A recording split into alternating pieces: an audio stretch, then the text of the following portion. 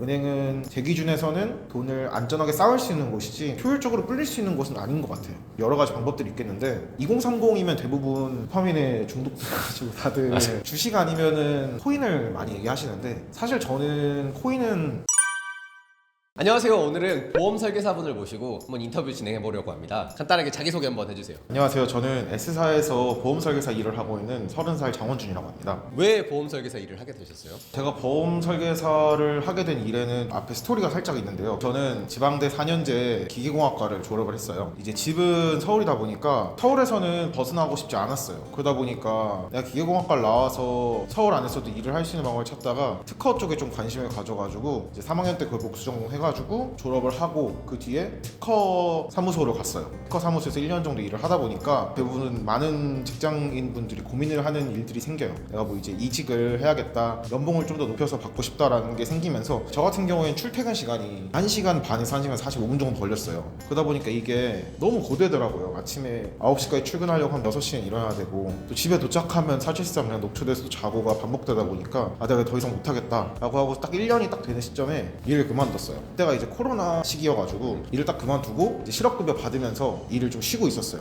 그러다가 이제 제 주변 지인 중에 한 분이 이 보험 일을 S사에서 하고 계셨어요. 그래서 너 안 그래도 이제 조금 있으면은 실업급여 끝나고 나면은 뭐 할 거냐, 딱히 할 거 없으면은 한번 우리 회사에서 내가 하는 일, 지금 하는 거 한번 어떤 일인지 궁금할 테니까 한번 들어볼래? 라고 해가지고 사무실을 찾아가서 직무 설명을 들었어요. 근데 직무 설명을 들으러 갈 때까지만 해도 사실 약간 마인드가 뭐냐면 보험 약간 그 이미지가 안 좋지 않나? 보험 판매하거나 영업하는 거. 그래서 처음엔 그냥 그래 뭐 한번 가서 들어나 보자, 듣고 나면 뭐 귀찮게도 안 할 거고. 그래서 들어가서 봤는데 제가 알던 보험이랑은 좀 많이 달랐어요. 갖고 있던 편견에서 좀 깨진 것들도 있고. 그래서 어차피 내가 지금 퇴사를 하고 나서 특별한 계획 없었으니까 이 일 한번 도전해보는 것도 괜찮겠다. 또 직장 생활의 꽃은 영업이라는 말도 있으니까 그래서 영업도 한번 해보고 싶었는데 내가 30이 되기 전에, 그때가 29이었으니까 한번 도전해볼만 하겠다 라고 해서 이 일을 처음에 시작하게 된 것 같아요. 지금 그러면 이 보험 쪽 일을 한 지는 얼마나 되신 거예요? 지금 이제 정확히 개월수로는 14개월 됐습니다. 1년 조금 넘게 하신 네. 거예요? 1년 동안 하시면서 어떤 거 같으세요?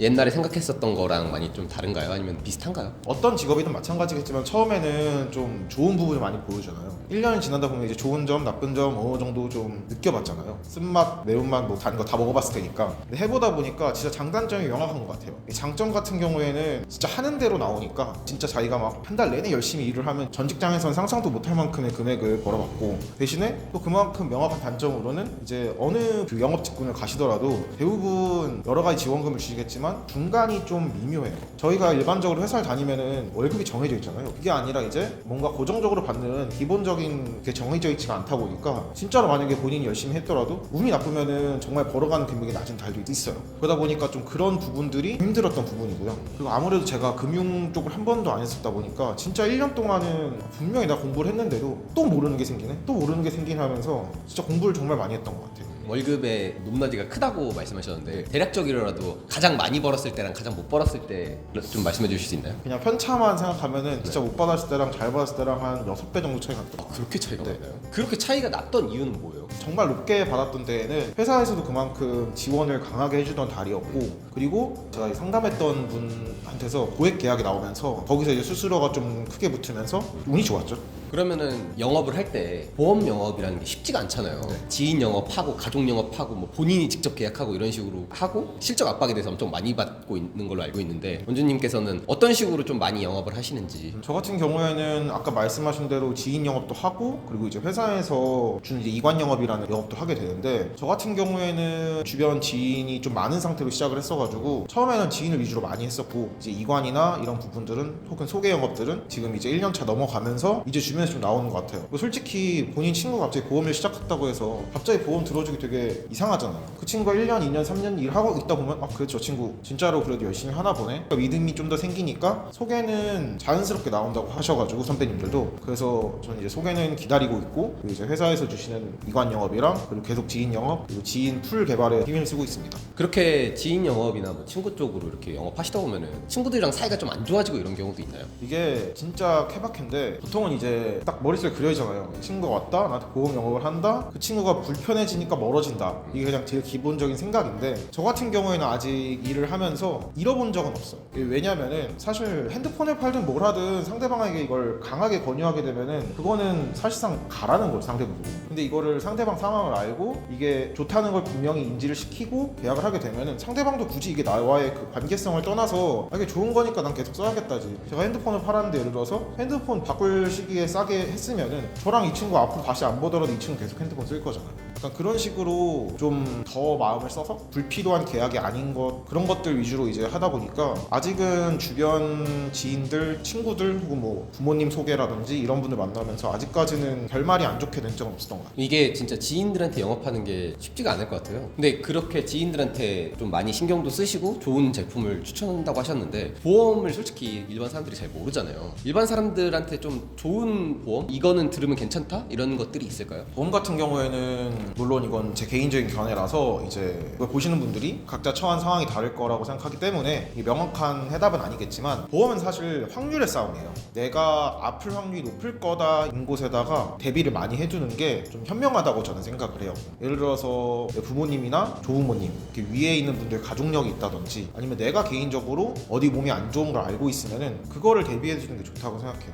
좋은 보험, 나쁜 보험 얘기 또 많이 하시잖아요. 좋은 보험 없고 나쁜 보험 없다고 생각을 하는 이유가 있는데, 뭐냐면은 예를 들어서 제가 진짜 엄청나게 많은 보험 상품을 가입해서 아프지 않고 살다가 그냥 자연사를 했어요, 만약에. 그러면은 제가 들어놓은 이 어마어마한 양의 돈은 소멸되는 거거든요.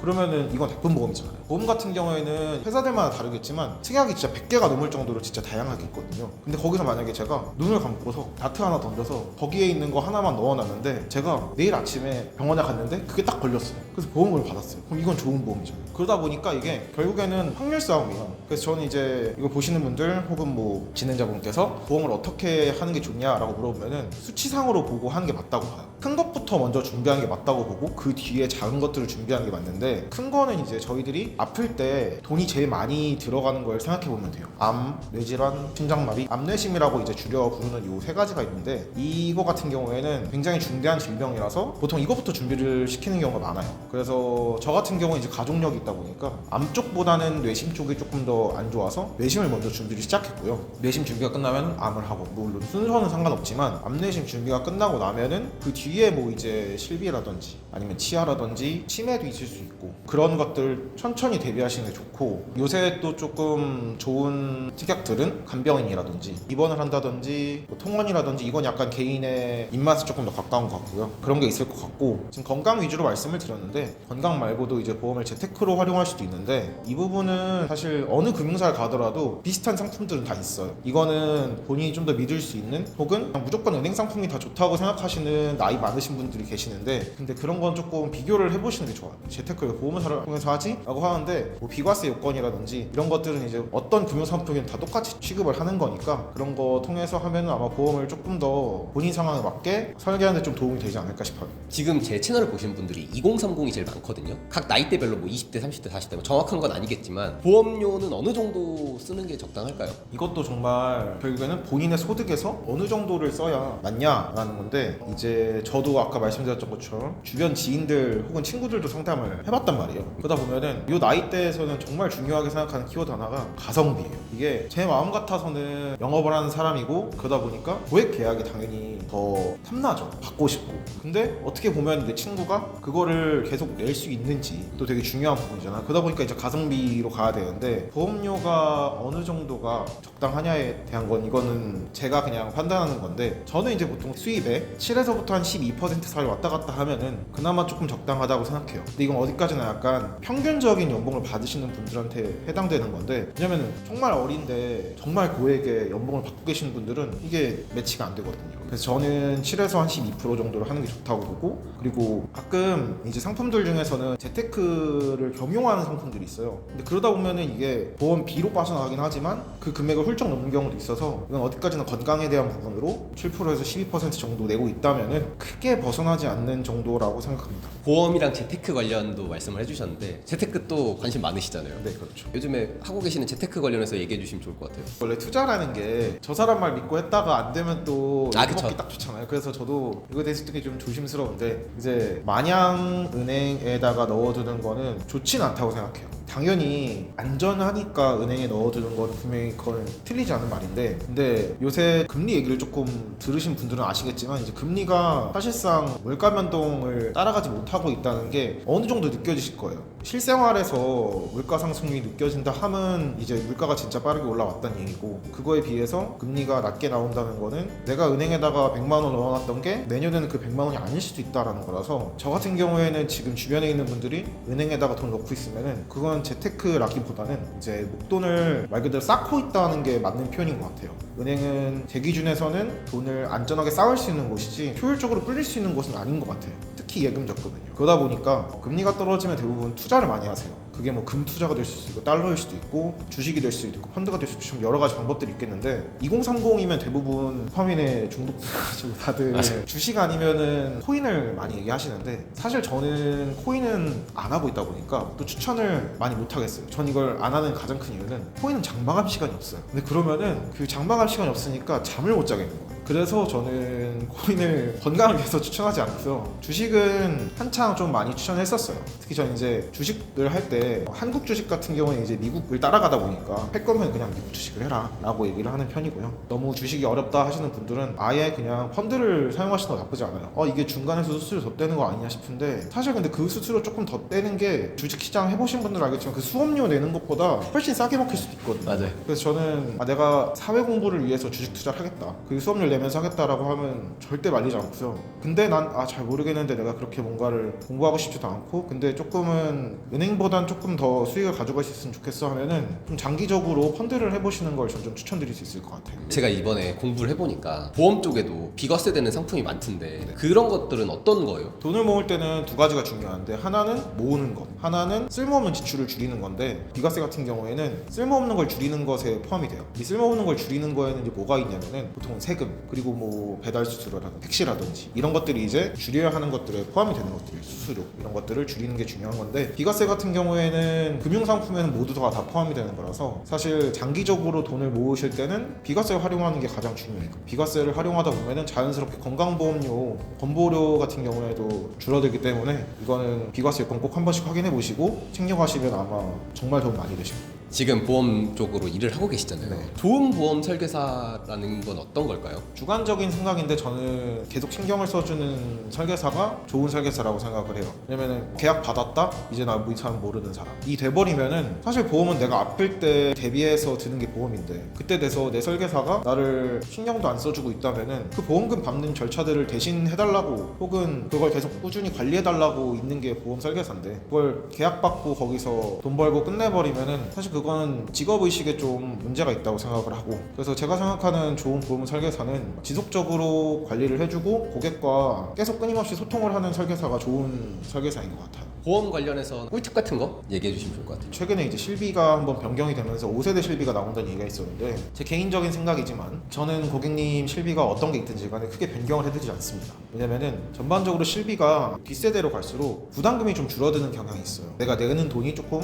매월 내는 돈이 좀 줄어들어요. 대신에 내가 아파서 병원에 갔을 때 내가 받는 금액도 좀 줄어들어요. 그렇기 때문에 이전 세대 실비가 좀 비싸요. 나이 먹고 이전 세대 1, 2세대 실비를 갖고 계시면은 보험료가 좀 부담이 되실 수는 있는데, 그래도 굉장히 많이 보장을 해주거든요. 그러다 보니까 마냥 주변에서 어느 분이 오셔가지고 무조건 바꾸셔야 된다라고 하면은 그거는 전 조금 경계해보는 게 좋지 않을까. 사실 실비는 진짜 거의 4대 보험일 정도로 우리나라 사람들 거의 다 갖고 있거든요. 근데 이제 저도 이제 고객님들 만날 때마다 실비가 항상씩 있는데, 그것도 사실 다 바꾸면은 다 하나씩 다 수수료가 나와요. 근데 이전 세대 실비 있다고 해서 저는 무조건 바꾸는 거는 조금 아닌 것 같아요. 물론 만약에 내가 도저히 이걸 감당이 안 돼서 바꾸려고 한다고 하면은 뭐 하실 수 있겠지만, 무조건적으로 바꾸는 건 전 아닌 것 같고. 진짜 좋은 꿀팁이네요 이거. 그럼 마지막으로 이제 앞으로의 계획 같은 건 어떻게 되실지. 사실 모든 보험 설계사들의 꿈은 계속해서 생존해 있는 거예요. 계속해서 일을 하면서 지금까지 있던 고객님들에다가 또 새로운 고객님들 만나고, 그 고객님들이 아프고 죽을 때까지 계속해서 관리하는 게 아마 모든 보험 설계사들의 꿈일 거예요. 같이 끝까지 가는. 근데 이제 아까도 말씀드렸다시피 이게 버는 돈이 위아래가 굉장히 차이가 많이 나다 보니까 여기서 내려가는 타이밍이 너무 길고 오래 지속되다 보면은 설계사분들이 그만두시는 경우도 좀 있어요. 그래서 저의 가장 큰 꿈은 계속해서 생존해 나가서 저한테 계약해주신 소중한 계약자분들 다 무명장수하실 때까지 함께 가는 게 제가 가지고 있는 지금 직업적인 꿈인 것 같습니다. 보험이나 뭐 이런 재테크 관련해서 궁금하신 점 있으시면은 댓글에 남겨주시면은 제가 원주님한테 물어보고 답변 달아드릴 테니까 궁금한 점 있으시면은 많이 댓글 달아주시고 질문해주시면 좋을 것 같습니다. 네, 그래서 오늘 이렇게 원주님 보험 설계사분과 함께 인터뷰 진행해봤는데요. 오늘도 영상 이렇게 시청해주셔서 감사하고 다음에 더 재밌고 유익한 영상으로 찾아뵙도록 하겠습니다. 안녕.